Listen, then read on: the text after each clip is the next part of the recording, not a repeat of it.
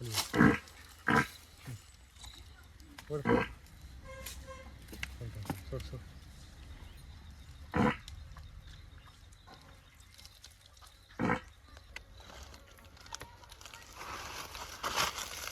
चांगले वासरू पण जिवंत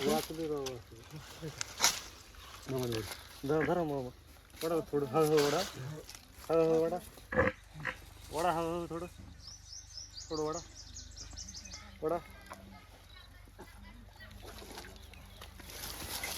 सक्सेसफुली या ठिकाणी डिलिव्हरी झालेली आहे. खूप जास्त परेशानी झाल्याच्या नंतरही वासरू मित्रांनो जिवंत निघाले आणि भया म्हणला तसं वगार झाली. तर भया जिलेबी कधी आणतोय आता? जिलेबी कधी आणतोय? शेतकरी दादा किती वेळ लागला आपल्याला? आम्ही आला त्याला किती वेळ झाला इथं? 1.5 घंटा झालं. 1.5 घंटा होऊन गेलं. जवळपास 3 दिवस झालं कळा पण देत होती.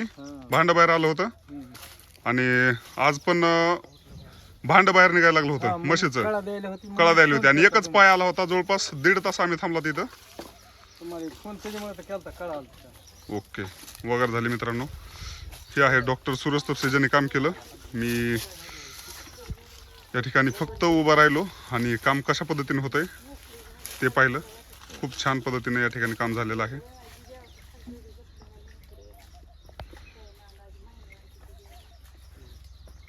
चला माय लेकर सुखरूप आहेत.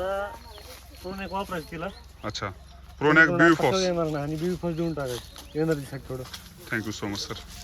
सीपीजेल पण देऊन टाका 3 बाटल्या म्हणजे तिचं झार वगैरे व्यवस्थित पडून जाईल. कारण की भांड बाहेर येत होतं. कॅल्शियम फॉस्फरसची गरज आहे तिला ओरली बी.